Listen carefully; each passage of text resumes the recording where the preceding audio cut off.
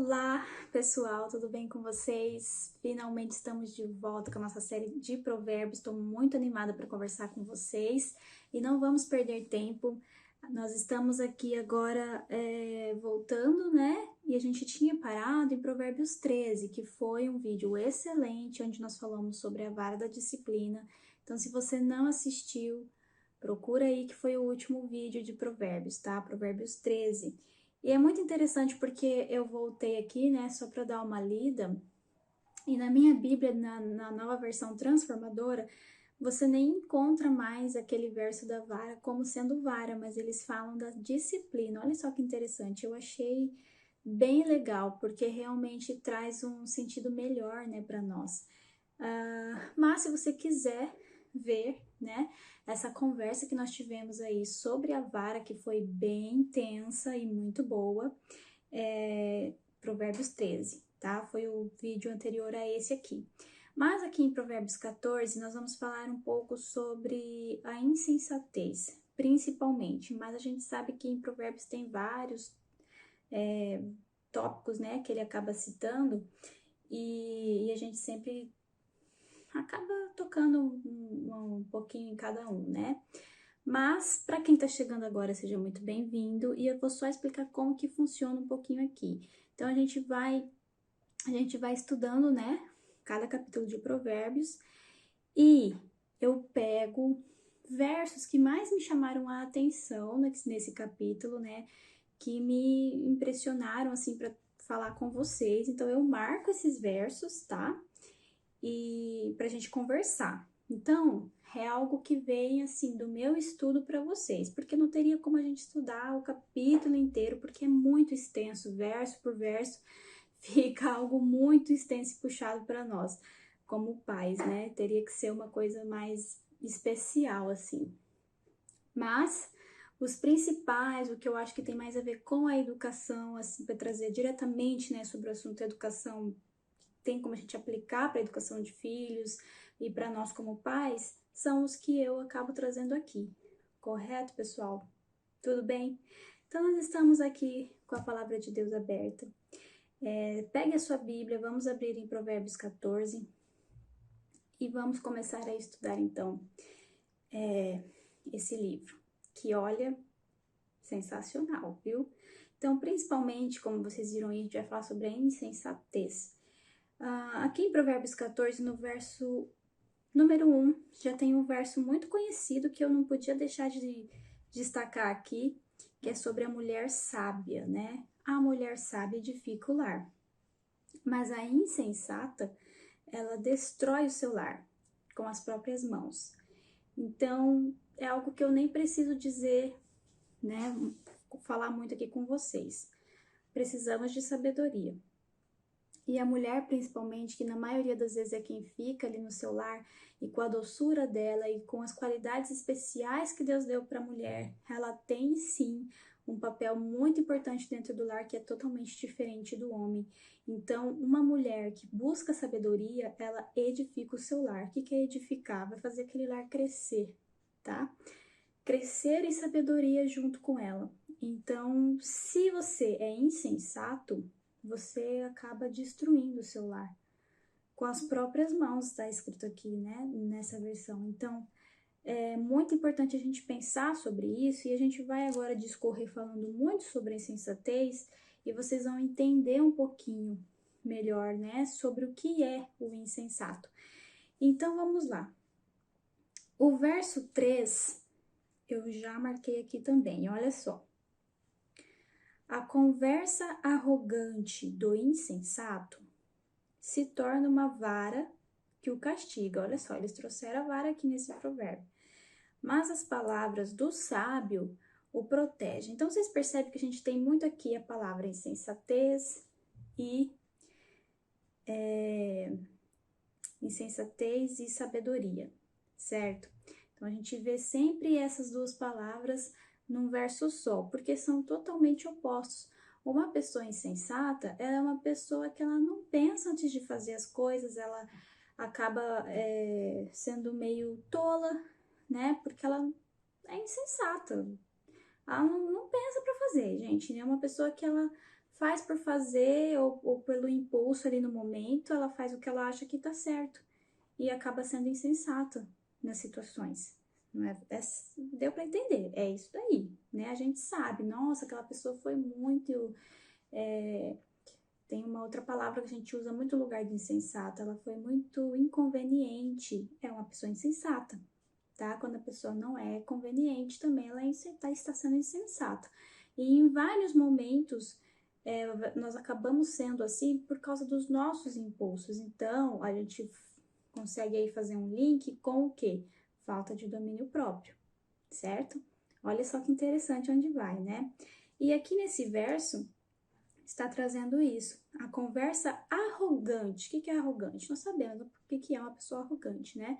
Uma pessoa que se acha melhor do que as outras, tudo que ela faz é melhor, né? Então, é uma pessoa que ela acaba trazendo esse tom de arrogância para a conversa dela. Então, aqui em Provérbios 14, verso 13, ele está falando isso, que a conversa arrogante do insensato, ou seja, ele já colocou a pessoa arrogante como sendo insensata, se torna uma vara que o castiga. Então, a própria conversa que esse arrogante está tendo, né? Que essa pessoa insensata está tendo, se torna uma vara que castiga ele mesmo. E eu achei interessante trazer esse verso para vocês, por quê? Porque, mais uma vez, e a gente viu isso nos outros provérbios, tá? Assista se você não assistiu, porque é muito bom. Nós vimos nos outros provérbios que, em muitos momentos, a vara ela é justamente usada dessa maneira mais figurativa, tá? Não literal, como algumas pessoas acabam acreditando, é um erro acreditar nisso. Então, quando eu leio aqui, a conversa arrogante do insensato se torna uma vara que o castiga, é justamente o que? Você está sendo tão insensato, tão arrogante na forma que você falar, que isso vai refletir na sua vida. As pessoas vão parar de andar perto de você, as pessoas não vão gostar de você, você vai ter dificuldade de se relacionar no mundo afora, você vai ter dificuldade de falar com seu filho porque você é arrogante e isso vai se tornar um castigo na sua vida. Você ser dessa forma, insensato, arrogante. Legal? Vocês conseguem perceber isso? Mas as palavras do sábio o protegem. Olha só, por quê? Porque a pessoa que ela é sábia, ela pensa para falar. Ela mede as palavras, ela não sai falando tudo, né? Muitas vezes ela prefere ficar em silêncio, porque isso também é sabedoria. E isso protege ela mesma das palavras dela, do que poderia sair ali. Então eu não firo as pessoas, né? Eu não magoo facilmente. Por quê? Porque eu sou sábio com as minhas palavras. Uma pessoa que é arrogante e está sendo insensata, ela acaba fazendo o oposto disso. E isso traz consequências. Deu para perceber? Legal, né? Então, eu trouxe isso daqui para a gente pensar mais uma vez sobre a insensatez. Será que eu estou sendo insensato com meus filhos, com a minha esposa, com a minha família, certo? Olha só. E agora a gente entra numa questão muito importante. Os insensatos, esse já é o verso 9, tá? Os insensatos zombam da própria culpa, ou seja, eles não levam a sério quando eles são culpados em alguma coisa ou quando eles fizeram alguma coisa errada, tá? Eles não se preocupam com isso. Insensatos. Zombam da própria culpa, certo? Mas os justos a reconhecem e buscam reconciliação. Olha só que interessantíssimo isso daqui, gente. Os justos reconhecem a sua culpa e o que eles buscam? Reconciliação. Isso aqui é tão importante e a gente tem conteúdo que eu já falei com vocês sobre isso. Sobre nós, como pais, admitirmos que nós temos culpa no cartório. Porque muitas vezes, acontecem situações que você entrou ali numa situação com seu filho, de uma disputa ali de poder, você acabou falando alto, você acabou se estressando e você tem culpa naquela situação, porque quando você analisa desde o comecinho por que a criança agiu daquela maneira, você fala, puxa, mas eu também não devia ter feito isso. Eu também não devia ter provocado, né? Eu também não devia ter deixado essa coisa que eu não queria que mexesse aqui, por que que eu não pus no lugar? Então, muitas vezes a gente tem uma certa culpa e a gente não admite. Por quê? Porque é orgulhoso, porque é arrogante e você está sendo insensato. Então está escrito aqui, os insensatos, eles zombam da própria culpa, eles não estão nem aí, só porque é uma criança, não, ele tem que me obedecer, pronto, acabou. Se eu estou errado, o problema é meu.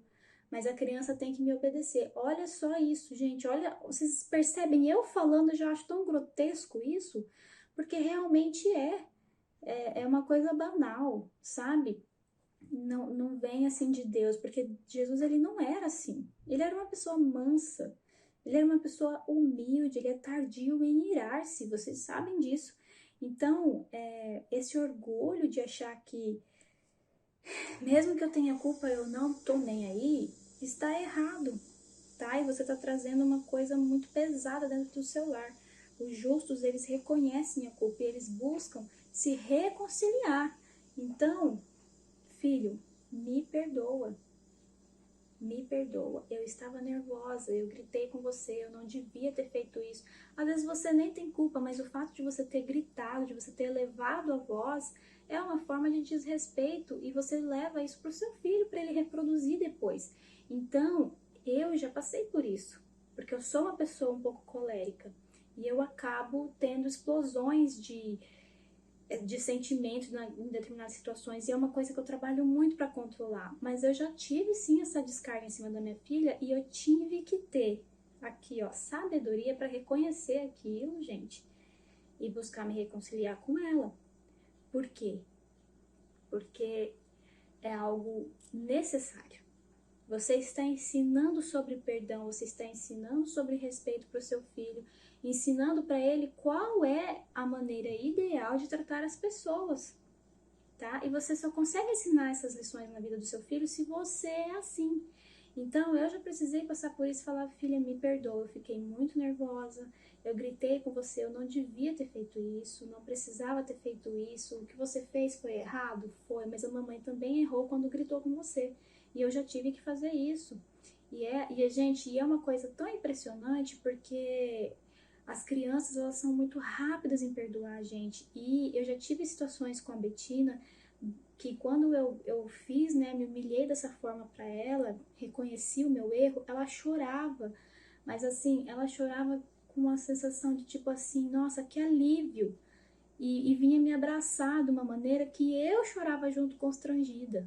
É uma coisa, gente, mágica, é uma situação mágica. Se você não passou por isso, você não sabe o que você está perdendo, uma oportunidade que você está perdendo de ensinar sobre amor e confiança para o seu filho, porque é uma maneira de você estreitar os laços com o seu filho, tá? Ensinando sobre justamente essa questão do admitir o erro, né? E mesmo admitindo o erro, você passar para ele que tudo bem ele errar e que você continua ali por ele, né? Porque ele vai melhorar, ele precisa consertar isso. Mas você é ser humano, você erra. Então, a partir do momento que eu erro, eu não, eu posso confiar na minha mãe, eu posso confiar no meu pai, eles vão estar ali para me receber. E você passa tudo isso para o seu filho, um lugar onde ele pode, né, ter ali um aconchego. E é uma coisa muito interessante que eu achava até impossível anteriormente, né, antigamente, porque eu falava assim, nossa, eu vou ter que corrigir a Betina, vou ter que ser dura às vezes com ela, porque é o nosso papel também como pai, a gente não pode negligenciar isso, mas será que ela ainda vai querer ser a minha amiga depois de tudo isso? Né? E, inclusive é um tema que eu quero muito trazer para você, já está preparadinho para a gente falar sobre esse equilíbrio, né, entre essas duas situações. Mas em muitos momentos eu vi a minha filha, mesmo depois de eu ter corrigido e explicado para ela as situações, ela não ter gostado, obviamente, ela vir correndo me abraçar e pedir desculpa. Sabe, gente, é uma coisa assim impressionante que eu achei que não fosse possível, mas é possível. Então, quebra um pouco esse orgulho, se ajoelha com seu filho, pede perdão, ore a Deus, peça ajuda de Deus, fala que você é falho, mas que Deus ele é perfeito, tá? E ele pode nos ajudar a sermos pessoas melhores em Cristo. Então, se reconcilie, seja justo, não seja insensato, tá? Não culpe o seu filho por tudo, porque às vezes ele não tem totalmente a culpa. Reconheça isso, certo? O verso 17, então. Quem se ira com facilidade faz coisas tolas. Eu sublinhei só esse primeiro pedaço do verso. Preciso dizer alguma coisa, gente? A gente já falou tanto sobre isso, né? Quem se ira com facilidade, ou seja, uma pessoa explosiva, uma pessoa que no momento ali que aconteceu a coisa já tá queimando, tá assim, desesperado e nervoso e joga tudo, né, em cima da criança, pessoa que fica irado com muita facilidade, você não pode fazer, não precisa nem ser uma situação extrema, assim, né, qualquer coisinha que a criança faz, tira uma coisinha do lugar ou dá uma bagunçadinha ali, porque ela é criança, né, não tem jeito, gente. A gente tem que saber ponderar algumas coisas, né, mexeu ali, largou ali, aí pega uma coisinha ali, aí você já fica nervoso, já fica bravo, já tudo para você é motivo para você ficar bravo, pra você ficar irado, raivoso. Gente, quem se ira com facilidade faz coisas tolas. Ou seja, faz coisas, né, bobas, erradas, faz besteira. É tolo, é burro. Olha só como é pesado isso, né? Então, a gente precisa saber controlar os nossos sentimentos. Nós precisamos controlar os nossos sentimentos, as nossas emoções, porque isso é um problema, isso tira a nossa sabedoria, tá? E aqui, ó, lá no verso 26, a gente vê muito sobre a influência que nós temos como pais cristãos no nosso lar. Falando de tudo isso, né, de insensatez e tudo mais. E lá no verso 26 diz assim: quem teme o Senhor está seguro, ele é refúgio para os seus filhos. Então, olha que interessante, depois de tudo isso que a gente falou aqui, de você ter que corrigir, fazer tudo mais, mas será que você ainda consegue ser o refúgio para os seus filhos? Porque se você teme o Senhor, você está seguro e você é refúgio para os seus filhos. Mas para você ser esse refúgio para os seus filhos, você precisa temer o Senhor. E nós sabemos que aqui a palavra temer vem de temor na questão de adorar a Deus, de respeitar a Deus, reverenciar a Deus. É esse temor que a gente está buscando. Então, se você acredita em Deus e você respeita e tem uma vida de temor ao Senhor, você é refúgio para os seus filhos, ok?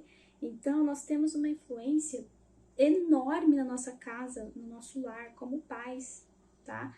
Porque você só vai conseguir ser refúgio para os seus filhos se você temer ao Senhor, se você adorá-lo, se você tiver tempo com Ele e você conseguir, né, transmitir isso no seu lar, transmitir esse temor para os seus filhos, aí sim, você vai se tornar um refúgio na sua casa para essas crianças, para esses adolescentes que vão te procurar porque em você eles encontram paz. Gente, não tem nada melhor do que isso. Você conseguir atingir esse objetivo, né, de ser ali um lugarzinho seguro para os seus filhos. No fundo, é o que nós mais queremos, né? Que nossos filhos fiquem perto da gente, sejam cativados pelo nosso amor, né? E um amor que também vem de Deus, que é o amor que eles conhecem através da gente, do nosso amor primeiro, tá? Então, se você quer que o seu filho ame a Jesus, você precisa amar Jesus também. Você precisa ter esse amor em você e demonstrar nos teus filhos. Não é uma tarefa simples, porque nós somos imperfeitos, né? Nós somos cheios de falhas, não somos como Jesus, mas a gente tenta chegar lá, a gente tenta ser o mais parecido possível. E para finalizar, o verso 29 tinha bastante coisa nesse provérbio. Quem tem entendimento controla a sua raiva. Quem tem entendimento controla a sua raiva. Quem se ira facilmente, de novo ele falando aqui, quem se ira facilmente, ele demonstra grande insensatez. Então, não seja insensato. Busque entendimento dos céus. Busque o conhecimento que está aqui, ó, que nós estamos estudando. Ó, a Bíblia, busque esse entendimento, esse conhecimento, gente, porque quando você tem isso, quando você está em constante comunhão com Deus, estudando a palavra, examinando, porque é muito mais do que estudar, é examinar. Você tem que pegar, sublinhar, anotar, aprender, e eu faço isso aqui com vocês. Então, quem busca esse entendimento, ele consegue se controlar, ele controla a sua raiva, tá escrito aqui. É uma pessoa que ela está buscando os dons do Espírito de Deus. E quanto mais ela estuda, mais ela busca esse conhecimento, ela consegue entender, ela consegue ter discernimento. E isso aqui vai ajudar ela a ser uma pessoa que se controla, que controla a raiva dela e tantos outros defeitos, tá? Uma pessoa que não vai ser insensata, mas sim sábia. E é o que eu desejo para vocês. Eu desejo que vocês sejam sábios na casa de vocês, no lar de vocês. Com a graça de Deus, vocês irão conseguir. Amém? Amém. Eu quero muito orar agora pela família de vocês. Querido Deus, obrigada, Paizinho, pela oportunidade que nós estamos tendo de estudar a Tua Palavra. Nos ajude a não sermos insensatos. Nos ajude a termos domínio próprio. Nos ajude a sermos pessoas mais mansas no nosso lar, que nós possamos ser refúgio para os nossos filhos. É o que eu lhe peço, agradeço e entrego cada um que está assistindo esse vídeo neste momento em tuas mãos. Amém. Pessoal, muito obrigada e até o próximo vídeo onde nós estaremos estudando Provérbios 15. Não perca, porque também está excelente como cada provérbio é, né? É isso aí, até a próxima.